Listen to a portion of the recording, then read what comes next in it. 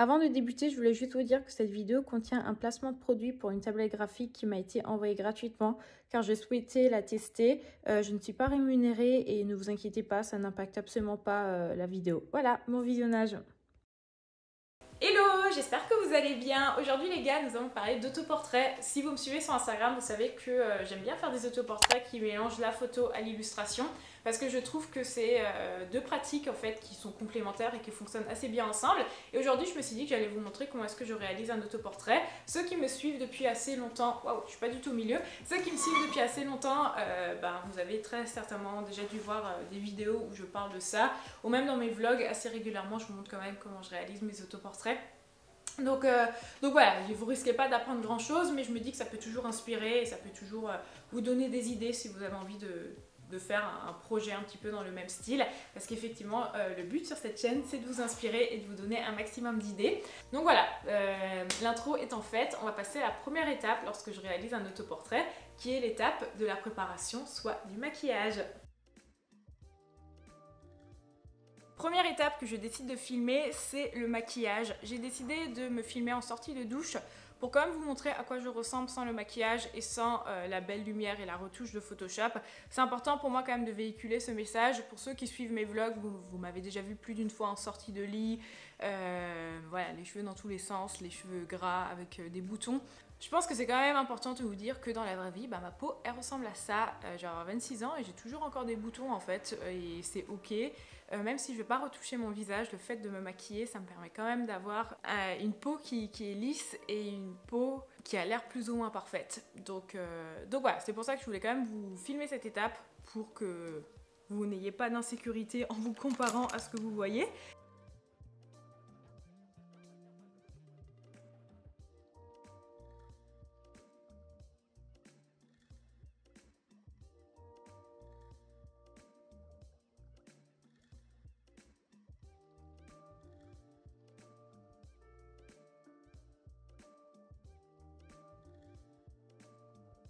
Une fois cette étape faite, on va maintenant passer à effectivement la prise de vue. Au niveau du matériel, j'utilise le fond que vous voyez derrière en fait, qui est uniquement un support photo classique. Lorsque vous tapez studio photo ou support studio, je ne sais plus trop quoi exactement sur Google, vous tombez effectivement sur toujours le même kit en fait. C'est le même kit qui est vendu partout. Tu peux l'acheter autant sur AliExpress que sur Amazon, que sur Wish, enfin bref, sur tous ces sites qui ne sont pas forcément éthiques, mais c'est grosso modo là où tu trouves ce kit de base. Moi je l'ai acheté effectivement sur internet, j'ai pas pris les fonds qui sont fournis avec, j'ai pris vraiment le kit de base, comme ça moi je peux rajouter moi-même mes propres fonds, à savoir un drap tout simple. Si t'as pas un support en fait, tu peux tout simplement mettre un drap sur ton mur également, ou tu peux te débrouiller. Moi par exemple c'est un truc que j'ai fait plus d'une fois. Dans la cuisine, on a des chaises hautes, donc je mettais le drap sur les chaises hautes, ce qui signifie voilà, que le drap était à peu près à ce niveau-là. Et donc du coup, je prenais mes photos en étant assise au sol et ça me permettait quand même de donner cette impression en fait d'avoir un fond. Il y a toujours des moyens de se débrouiller, il ne faut pas que l'argent ça soit une excuse. Et puis pareil, là je vais vous présenter du matériel, sachant que c'est mon métier, j'ai investi dans du matériel, mais moi j'ai commencé en prenant mes photos à l'iPhone 5S. Voilà, il ne faut vraiment pas que l'argent et le matériel soient des freins en fait à la création. Au niveau de la photo, cette fois-ci, appareil photo, je prends les photos avec mon Canon M50, Canon qui me sert à filmer à l'heure actuelle, qui est ma foi une très bonne caméra. J'ai acheté cette caméra à la base pour faire des vidéos, mais également pour faire un petit peu de photos. Il y avait une période dans ma vie où je faisais beaucoup de photos, j'avais un réflexe, maintenant j'ai arrêté, ça m'intéresse plus vraiment.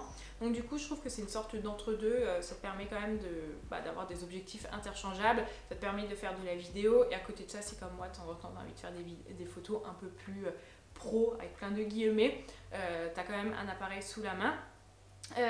Au niveau de l'objectif maintenant, on va utiliser un 50 mm qui ouvre à 1.8.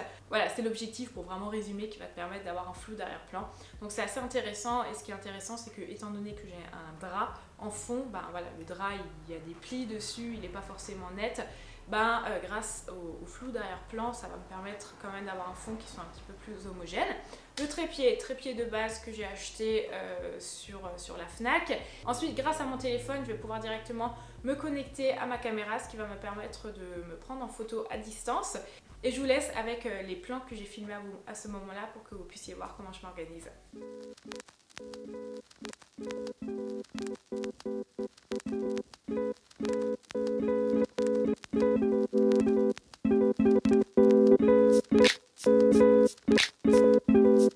j'hésite entre deux photos. Il y a celle-ci que j'aime bien parce que j'ai l'air grave heureuse dessus.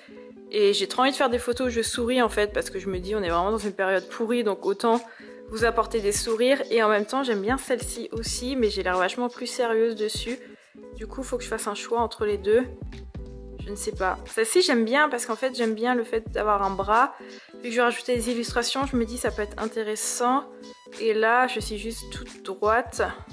Peut-être que je vais prendre celle-ci quand même, parce que c'est important d'apporter de la joie.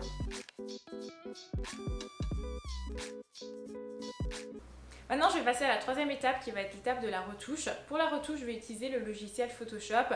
Moi, ça fait hyper longtemps que j'utilise Photoshop. Il me semble que je travaille sur ce logiciel depuis... ça va faire 12 ans, je pense honnêtement, que j'utilise ce logiciel.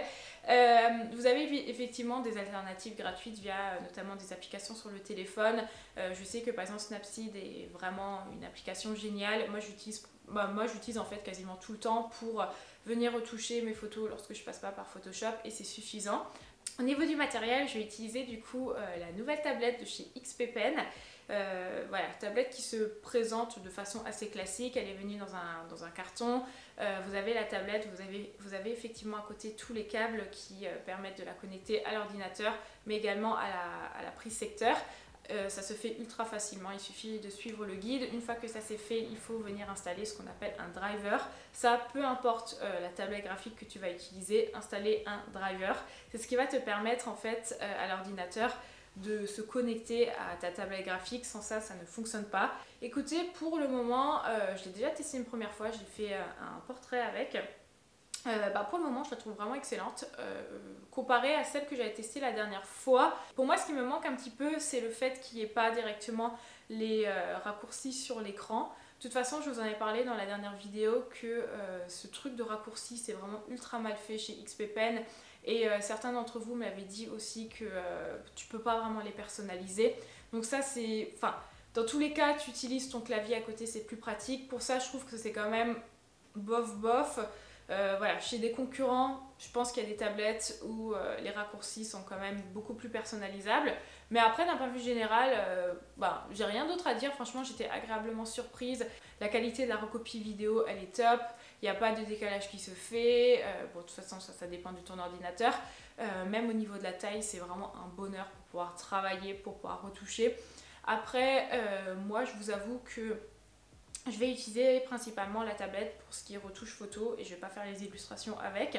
Donc là, au niveau des retouches photos, ce que je fais sous Photoshop, c'est que je vais venir un petit peu modifier la luminosité, je vais légèrement modifier les couleurs, à savoir la température, parce que je trouve que la photo, elle est quand même un peu froide. Donc je vais rajouter un petit peu de chaleur. Je vais également agrandir la photo en dupliquant le fond en fait, ce qui permet de passer d'une photo de base où tu n'as pas forcément beaucoup de matériel autour à une photo où tu as vraiment une toile qui va te permettre de dessiner dessus. Et une fois que ça c'est fait, on va passer cette fois-ci à la dernière étape qui est l'étape de l'illustration et qui est d'ailleurs mon étape préférée.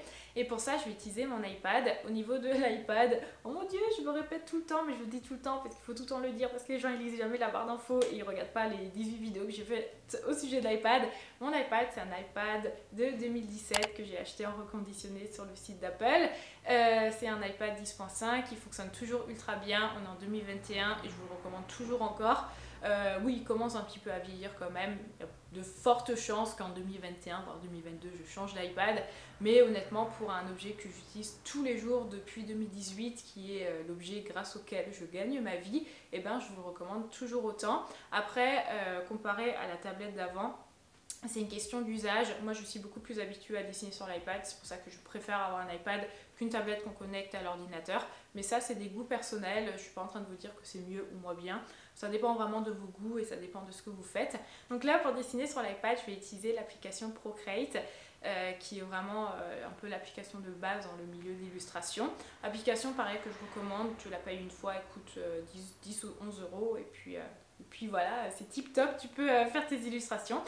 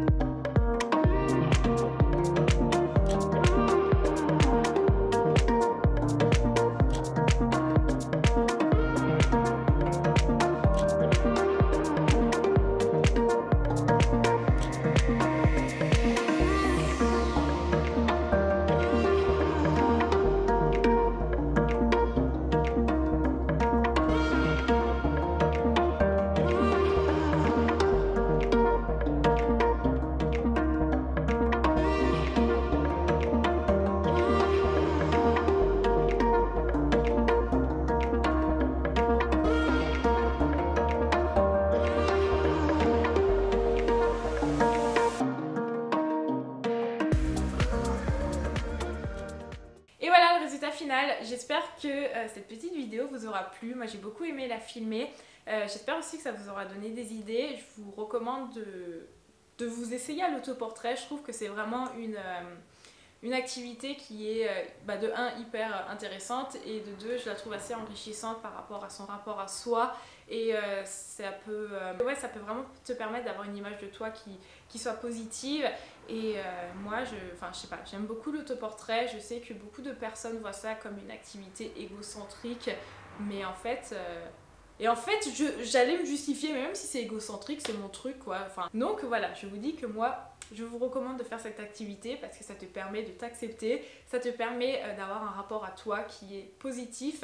Et puis, moi en tout cas, ça m'a permis aussi de m'accepter, je pense, et d'accepter mes défauts en fait. Chose que je retouchais avant et maintenant je ne retouche plus mes défauts. Donc voilà, je vous recommande de faire ça dans tous les cas. Merci encore à XPPen de m'avoir envoyé leur tablette. Je vous mettrai ici un code promo si ça vous intéresse. Et ouais, on se dit à très vite pour une nouvelle vidéo. Soyez créatifs et voilà, je vous aime bien. À bientôt.